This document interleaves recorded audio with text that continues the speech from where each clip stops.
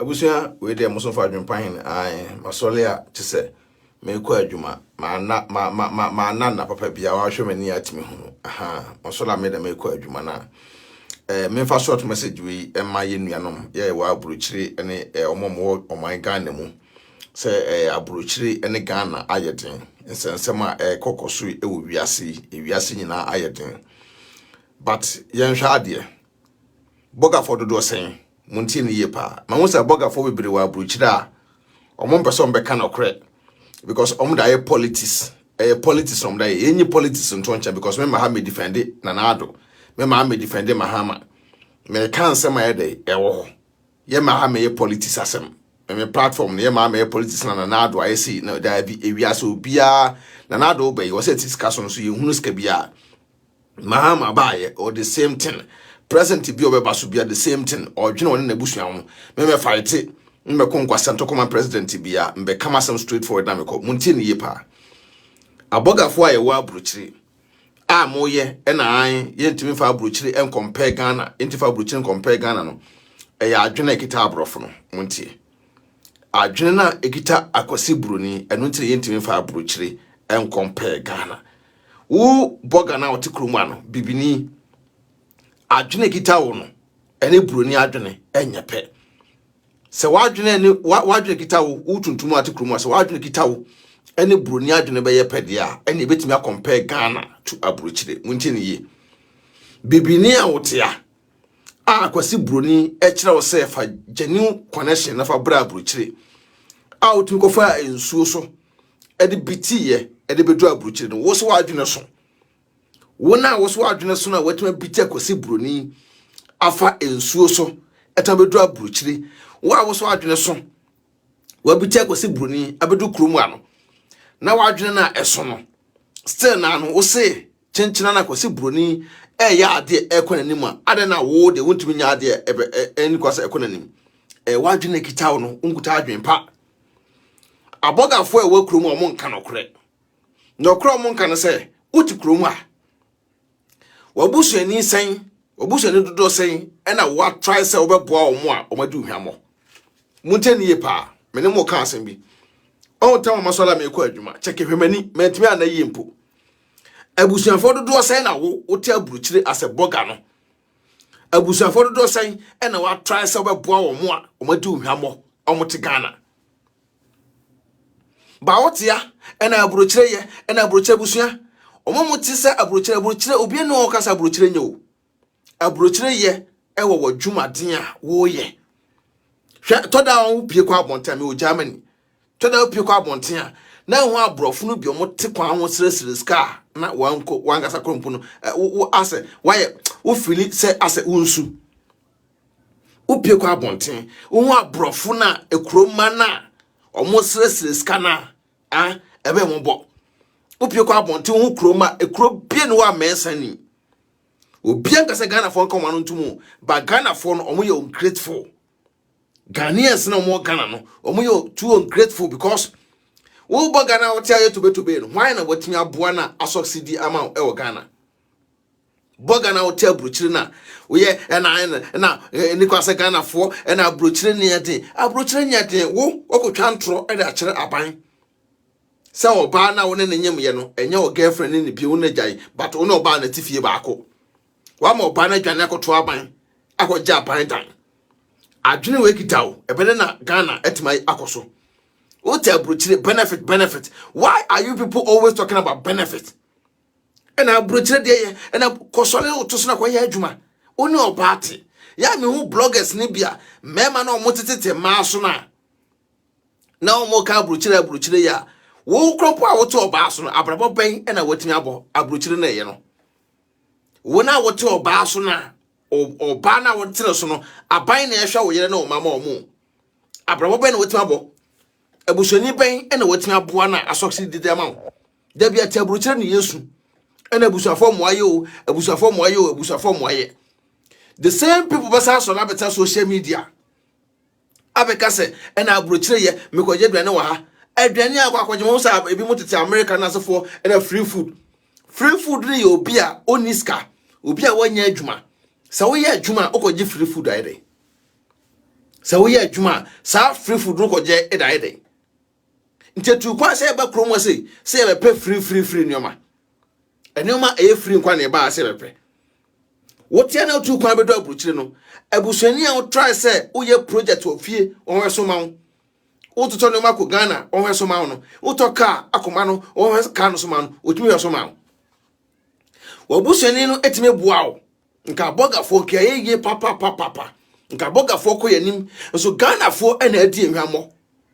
ntimi adwopan ne obi ote Ghana no ne ho nya mmobo mi adwopan ne obi ote Ghana no ne ho anya mmobo so da enya da ne ho be mmobo because ye te abrochire o hwe bra ye bre na wo so la be ko adwuma me yes me ko adwuma na me ko na adwuma no ye mu se wo se ye te abrochire no adwuma na ye no e ya aban adwuma na ase individuals tie nie me se me ko ma aban bia me me politics wa but yen kan okranche Ghana for no se adwuma na ye te abrochire na ye nipa dodo se na ye aban adwuma e okrumu Ghana for na ye te ano nipa dodo se na ye aban adwuma e wa abrochire ha ma solita sata moyo me kwa adwuma o me jam yire na ma wo fie me kwa bre bosume so a matua me dan ka etua me kan say me tax etua me light bill water bill me gas bill nim bibia kakra na beka no me da to fie na adwen papa ba metirim memmoa obi wo fie memmoa busuani bi wadafo bi afro ne ho kire no boa no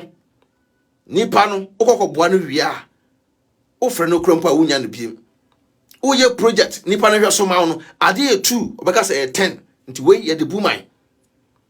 nti ya na ye nyai na abrochire na tiu wona wo sɛ abrochire ye na wonya ska busu no boa Ghana fo e wona wo so de otu kwan ba abrochire na wo ho atɔ wo no mo kasa no abusua sa akoforo mo brag too much na abrochire no obi no wo be 10,000 euros then na account mu ana ne fie mpo sa akoforo mo brag na abrochire ye na Ghana fo osu Ghana eden no obi frofri Ghana mpo ana wo doje but obeba social media abe brag na abrochire ye na Ghana fo no hwan na buada omuno mote o my Ghana mu no hwan na ebuada Ghana ni woska pa Ghana fo mu woska fo keme kana kora da kire mo aje so ye boga na won ta anko Ghana me ya ka control fo no monko my Ghana mu ukoduru Ghana nipa na wo ne nam no edan ya wasisie ene ne o ma nipa na ye no even though afuo mpo nipa na ye da kakraka no uduru Ghana wo ye small boy boga fo do sei ene koduru Ghana o mo atim do mo cars eko aboga fo do sei ne koduru Ghana o mo timi koto mo angasa fie obi o kwa me adwopan me first one me koye me so afie na me kokotena ye me so afie na me kokotena ye na me nya nwie me de so ati ase entisi ati abrochira yen kan okrancho because abrochira savings na wotimi ye savings na wote abrochira na abrochira ye no waba waka se wonya scan ko to Ghana me do nyame boga fo na mu dwam anum a mbetira social media na Ghana de chenchere ntifa Ghana compare abrochira no Ghana omu didi me eda wote abrochira die food na wodie ye kan okrancho omo me hu Ghana fo no mte Ghana fo no bebere mombo bema kodu Ghana obeje usika na wo ho no adi na obedu abrochira awia waka cho so ye kwase ampanyini nti boga fo na mte social media mo ye na aban yenyi aban sinchen wanka se ye fo obusuafo enye example obusuafo mte Ghana no metamo ya so nti menche obusuafo no mte Ghana no utu kwa ba abrochira no ade a wode hye obusuafo nsa na ekosi sei wabusuafo mpo a omote Ghana no ajapade a wode hye o monsa no sei ne kosiye ankowie ntokwa wona wo kasa no wode wo plot eja wo maame wo ankoja ngoton wode wasase ja wapa wo ankoja ngoton wode wo danja wo nua bema wo ankoja ngoton wode wo japade ja wo fa ankoye ntokwa ede ben na wo fa wo papa wo maame omutumi gina wachi eyede maawo wonua omo yede maawo oti abrochire meboa udwa wonum na abrochire ye batokodru Ghana woni ba bida wankoda hotela jisoko sere obi a ono te Ghana na yeso Ghana fo omo kire omo no ukosere nipa no fie na wakwa akoda meboa nso ati abrochire na abrochire on the name say adwene kita say benefit me ne obango me na wale o Ghana e be do abrochire yenim ye ho ye girlfriend and boyfriends nya tete abrochire sa adwene we ye de buman adwene kita ye na ye de tete abrochire no sa adwene na ye de tete na yanka no kore no ya boga for me kana kore de kire mo sa krofora moti abrochire na mo start ya na abrochire ye no okodru Ghana ne akowia wa membe brumu aban ukodru Ghana na arobes ba so a ebe attack wa men ko bremu police fo embremu government bia because wo na ado ho eto manem wo na ado ho to asemu abrochire ne na ye no ene sen wo aduane papa ben na atabrochire timdi aduane papa ben ewiase ayati enyapade ye enoma ye nyina no didi good aduane fresh ben na atabrochire wudi die food akoko ehye fridge the freezer unim tama akwese bruno kuma akoko no de hye ho akeki bia be wan yi a na akoko no guso hye ho ba akoto e da ba ye nkwan meboa dabo nam ehye over years ba akoto da ba ye nkwan meboa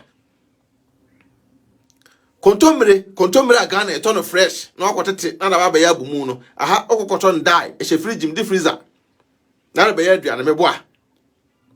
abrochire ya beka mo ntie ntimi nko yan kana kura chire Ghana fo ya beka abrochire because system na wa ha no wanya bekam wo ya adwuma hwe tax adodo a wotua ntobo also afeso a ofale tax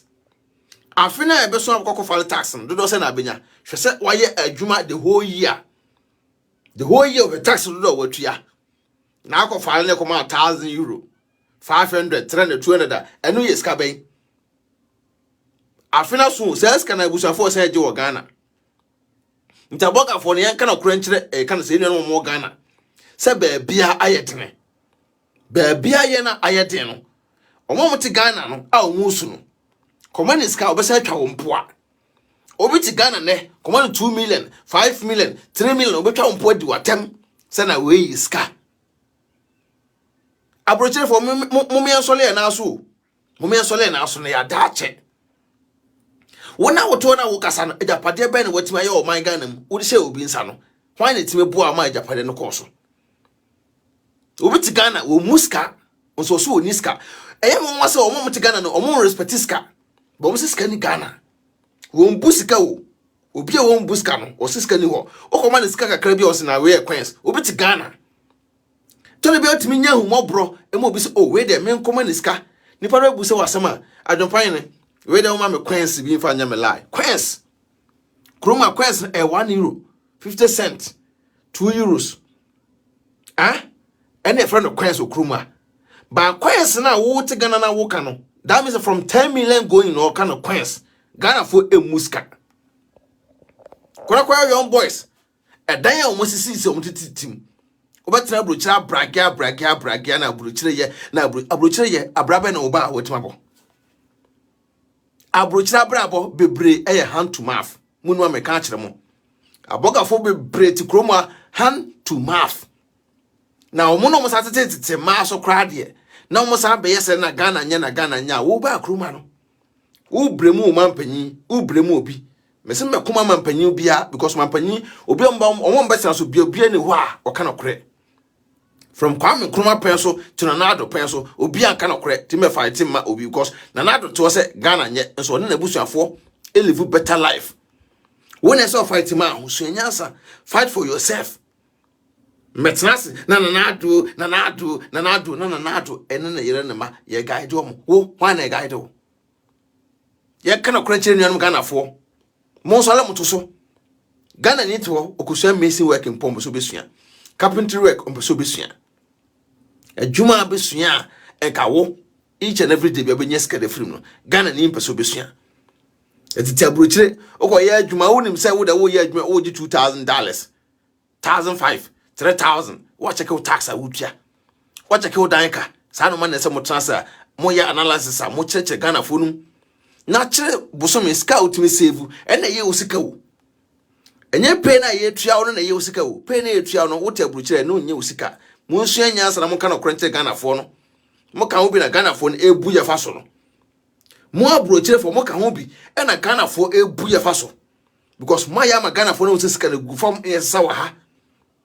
o de ade komo bi Ghana wo mu o de ade komo bi Ghana so won hwe so a on respect cra sa de no wa ka cho bi so te abrochire oji $2,000 $3,000 £2,000 €2,000 chekechire no e dan ka wutua insurance wutua wodi di sika u train u fuwe chekini nyina kire no u wia no a kire sika u save sika na at the end of the month u save no ene ye sika ya munya isa kasa hunu na mo ti social media so mo kasa no munya kasa hunu no na mo ka ho bi boga for do se na tu kwan bible obi atena broche for 10 years protocol ntimi ntobi obi atena broche 30 years common protocol ntimi ntobi hand to mouth abrabo na nipa bebrezi editi kromwa na omulifu ye kana okra because of social media no mentino ma ba beton na abrochire na den na sensem hunu akwa nsem hunu nko a wo ba no wote oba so oba na wo wote no so no wakotwa nto akira aban wo so bebiri mu so wo man nye wo ba ni affect man no e man na ya affect no wo se man no wo se man menya da jatena studio na mbati piga ate musamya boga afo ne ka ho bi na Ghana afo ne kwa omo attack ye no ko yen kana kure fa nchiro mo ya ma Ghana afo ne hu sika wa ha to de japade ko show bi nsa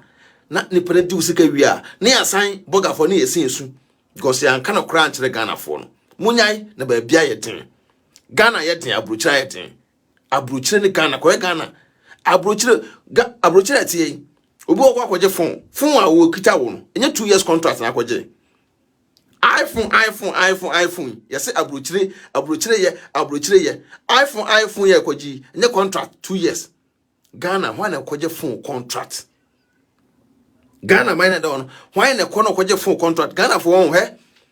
da bi ombesu a kire mo ko Ghana ni hunu se wo abrochire a on kan kura sesem nkire wo da a woto my Ghana da bi obesu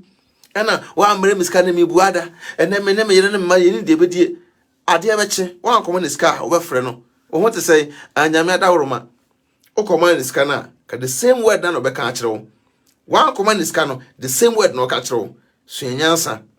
oti abrochire a susuma wutirim nyamremrem no too much na the more na wutirim yamre no na Ghana ni no o take lead obu fa so no wi a waka cho say boga wakọ abasa aba besi wachi uye kuhwini obedidi watem nipa nte Ghana ontumi kope amazing work nye ontumi kope adwuma nye se Ghana ayeden na wo tabrochire na benefit no akwose broni am build ne man na nto aka aba benya sa benefit no ye kana okra na benefit better no Ghana obi akwa benefit semo e wo Ghana enya sa ade aboga for da mu ti social media mu didi no yesre mo yi mo nya scam na buso monster tamo mo busuafo mo mebie nwuma boga bia obie no wa abrochire oni abusua